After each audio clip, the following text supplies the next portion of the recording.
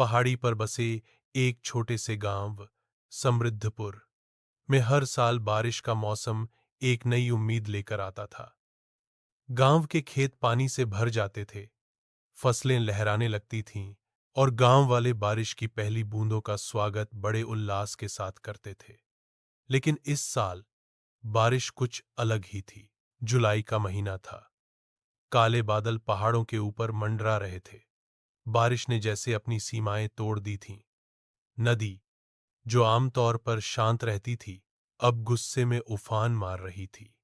गांव के बड़े बुजुर्गों को इस तरह की बारिश की चेतावनी थी, लेकिन युवा इसे बस एक मौसम का हिस्सा मानकर नजरअंदाज कर रहे थे। गांव के बाहर एक पुराना पुल था, जो नदी को पार करने का मुख्य साधन था। जैसे जैसे पानी का स्तर बढ़ा, पुल हिलने लगा। गांव के बच्चों ने देखा कि पुल की एक ओर दरारें आ गई हैं। भागते हुए वे गांव पहुंचे और बुजुर्गों को यह बात बताई। यह एक चेतावनी है, गांव के मुखिया हरिदास ने कहा। हमें इस नदी को हल्के में नहीं लेना चाहिए। अगर यह उफन गई तो गांव खतरे में होगा। लेकिन गांव के व्यापारी धर्मपाल, जो नदी के किनारे अपनी दुकान चलाते थे, ने मुखिया की बात को मजाक में उड़ा दिया। हर साल ऐसी बातें होती हैं।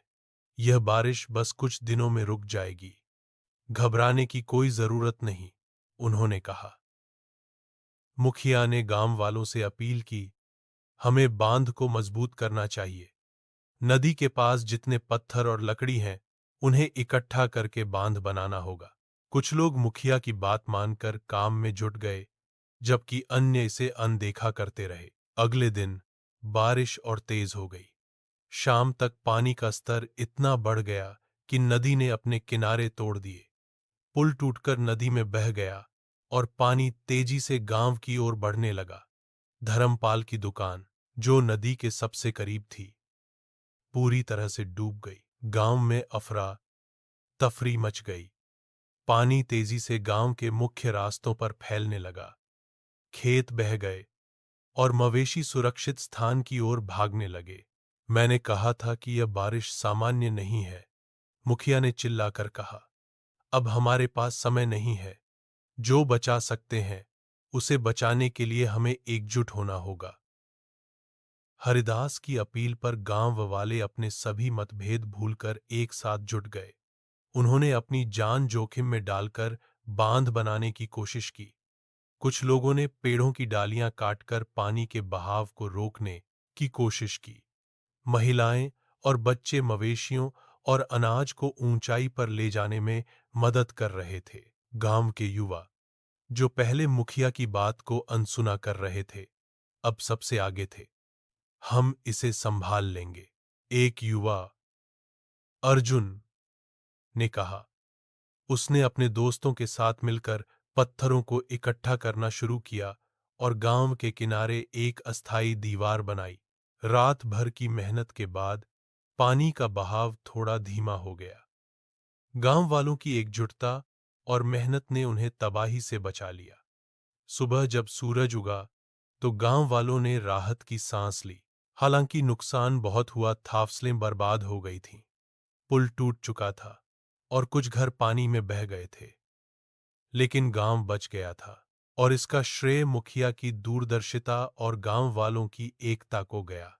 धर्मपाल, जो सबसे ज्यादा नुकसान झेल चुका था, मुखिया के पास जाकर रो पड़ा। मैंने आपकी बात को नजरअंदाज किया। मेरा अहंकार मेरे लिए भारी पड़ा। मुझे माफ कर दें। मुखिया ने कहा, यह समय सीखने का है, धर्मपाल। अगली बार हमें मिलकर काम करना होगा ताकि ऐसी स्थिति का सामना न करना पड़े।